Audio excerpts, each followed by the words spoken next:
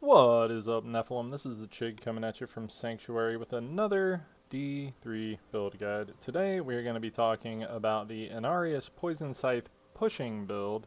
There's not really a good speed version of this for Greater Rifts, so I'm just going to go over the do Greater Rifts with this build version. Before we get started though, go ahead and hit that like button, hit that subscribe button, anything you can do to help out the channel for free. And don't forget we're having a giveaway. How you enter is being subscribed to the channel, like and comment any video where it is mentioned, and you will be entered for each video that you like and comment. So hit all the videos that you can. Anyway, let's hop right into it. We are using all 6 pieces of the Inarius set. 2 set, bone armor deals damage and deals 1000% increased damage. We don't care. 4 set, bone armor also grants an additional 3% damage reduction per enemy hit. That we do care about because we're getting 80% damage reduction from our bone armor stacks because we have 15 of them. 6 set, bone armor activates a swirling tornado of bone, damaging nearby enemies for 10,000% weapon or 1,000% weapon damage, and increases their damage taken by the Necromancer by 10,000%. So that's the big one, is increasing their damage taken. So we got to be in melee. It's going to be awesome. We're using Haunted Visions. Simulacrum now gains 1% of your maximum life every second, and they last forever. They can now duplicate Grim Scythe instead of Skeletal Mage. Okay, so we're going to have them up at all times. They're doing the majority of our DPS. Ancient Parthian Defenders, these are bad, these are strength, these are on because this is what I have.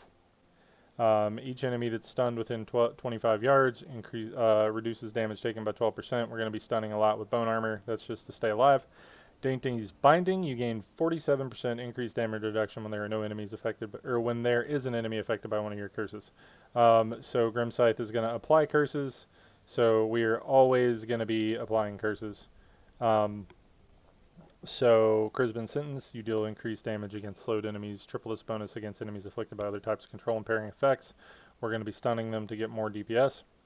Convention of Elements, when this rolls around the poison, we're going to do tons of damage. Tragul's Corroded Fang, the Curse Scythe rune for Grim Scythe now has 100% chance to apply a curse, and you deal 193% increased damage to cursed enemies. So this is going to be cursing and then dealing more damage. Inarius Ledger's Disdain, Grim Scythe deals an additional 76 damage for each point of essence it restores. The gems, we're just using all life gems. We're getting as tanky as we can. I don't have any points into intellect. I can increase my damage, but this is not about that. It's about showing you that the build works without anything special. We are using the Simplicity Strength, so our Grim Scythe deals increased damage because it is a generator. We are using Bane of the Stricken because we need the help. We have good AoE damage. We do not have good single target damage. Juggernauts and Rift Guardians are a pain in our butt. Bane of the Trapped increases damage against enemies under the effect of control impairing effects. We're always going to be slowing and stunning them. We are using Nair's Black Death, and like I said in the 2.16 version, in this version we get this stacked up all the way because we have 4 poison skills. So we're going to be dealing 400% increased damage. It's going to be great. Depth Diggers, primary skills deal 100% increased damage. We're using a primary skill. We're going to be dealing extra damage. Wisdom of Kalan, increase the maximum stacks of bone armor by 5. It's going to give us 15 stacks instead of 10. It's going to give us more armor. It's going to, bone armor, stun all enemies for 2 seconds, and increase our armor by 3% per enemy hit, which is 6% for my set piece. It's going to be a total of 80% because we're getting 15 stacks instead of 10. Simulacrum, Blood and Bone, so we summon 2 Simulacrums instead of 1. Blood Rush Potency to give us 100% more armor for 2 yards after using it. Grim Scythe, Poison Scythe. Enemies hit by Scythe have a 15 chance to be afflicted with a random curse, so they have a 100% chance. And we're getting extra essence when we hit. Skeletal Mage. We're bringing these out just to spend and to be a poison skill. So we'll be spamming that button a lot.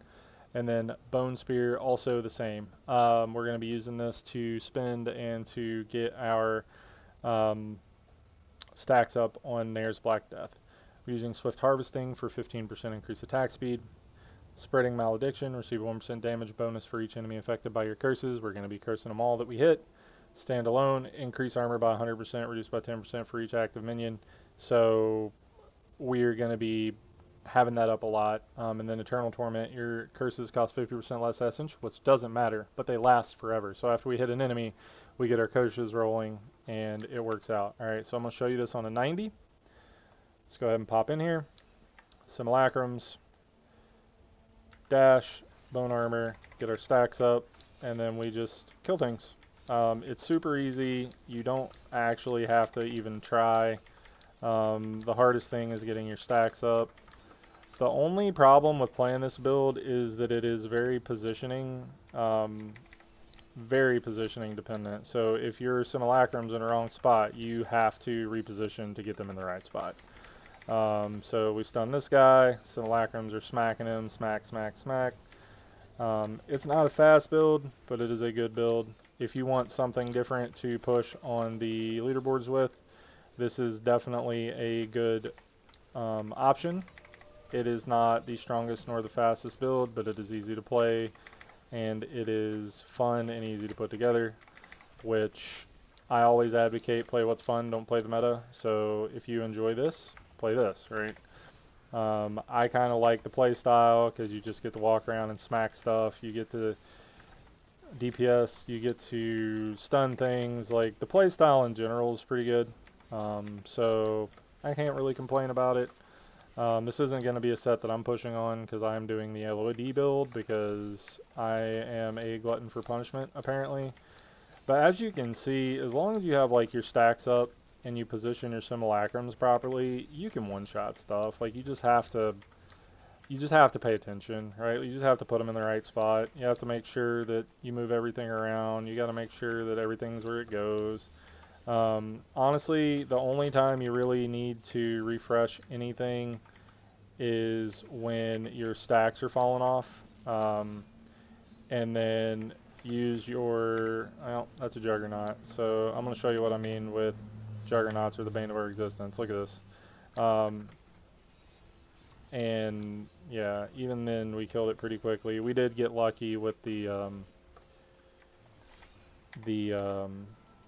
potion there, and got power potion, but you know, still. But look how long it takes to kill Juggernauts, and it's just because you can't CC them, right? Like, they don't take the extra damage because they can't be CC'd, alright? So that's the thing there. Everything else, pretty much, you can evaporate. The problem with the build, quote-unquote problem, is that it's not fast, right? And that's not really a problem if you're not speed farming. Like, this is a good pushing build. It rewards good positioning, it rewards good gameplay, and, you know, that's important to some people. I know it's important to me that when I play well, I do well, right? So, like, take that as a grain of salt if you want, but kind of my 2 pennies. I get to ramble playing builds like this because they take forever to clear. But as you can see, when we can actually stun the elites, they go down really fast. Yeah, and the build's super tanky. I have 2.2 billion toughness. Like, you gotta misplay real bad to die. Like, you gotta stand in stupid. You gotta take damage you shouldn't have taken. Like, you know, and you're healing every time you hit stuff. Like, it's good.